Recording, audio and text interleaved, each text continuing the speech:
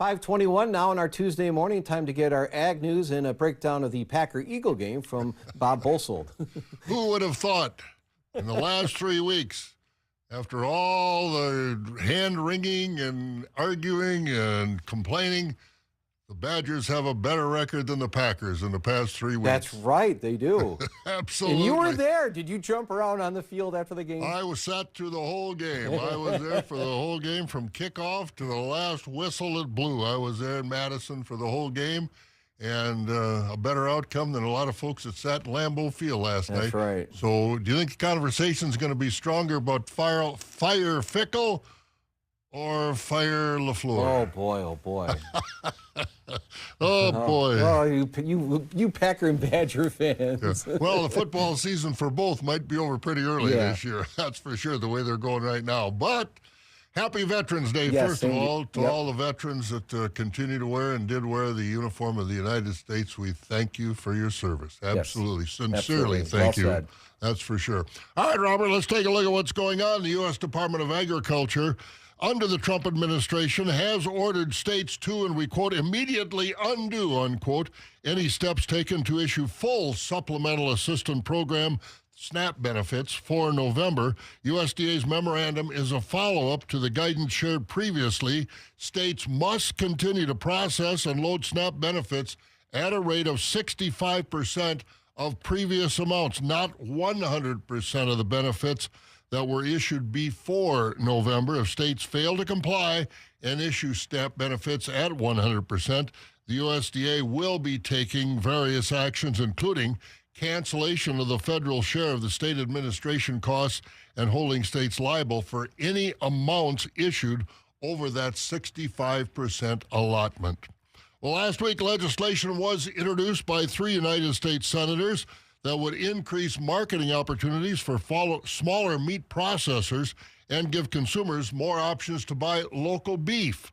Now, the direct interstate retail exemption for certain transactions, called the DIRECT Act, is designed to give livestock and poultry producers greater access to consumers nationwide by creating a narrow exemption to allow those small producers and butchers greater flexibility for interstate sales without compromising food safety or jeopardizing market access in international trade. The DIRECT Act would allow state-inspected meat processors to sell beef across state lines, that's always been an issue, in limited quantities and through online stores direct to consumers. The bill also addresses food safety by ensuring a paper trail exists for tracing and containing potential food safety issues. And UW River Falls and Burnett Dairy Cooperative recently announced a new partnership that will strengthen Wisconsin's dairy industry through collaboration in education, research, and product development.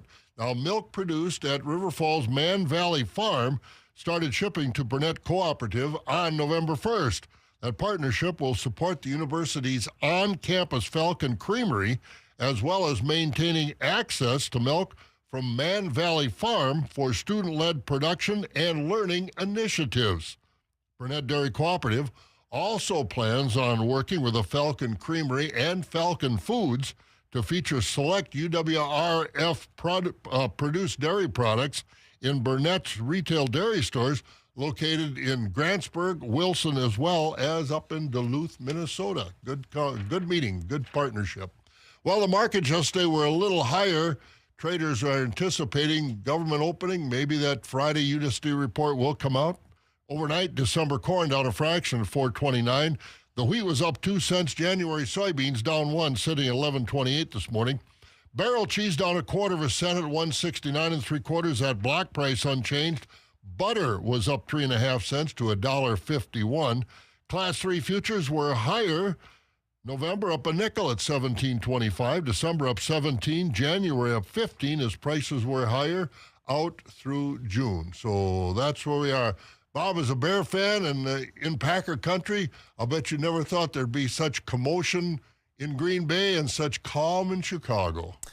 A lot of angst here in the dairy state. Yeah. There really is. There really is. There's going to be a lot of call for LaFleur to go down the road. Well, you know, You know what? There's still a lot of football left to be played. Oh, there's no question about Yeah. that. You're not going to panic, but Packers have had a lot of injuries on offense. I will give that. That has been an issue. So. they have. But we'll leave it at that. Okay. We'll see you tomorrow. See you, Bob.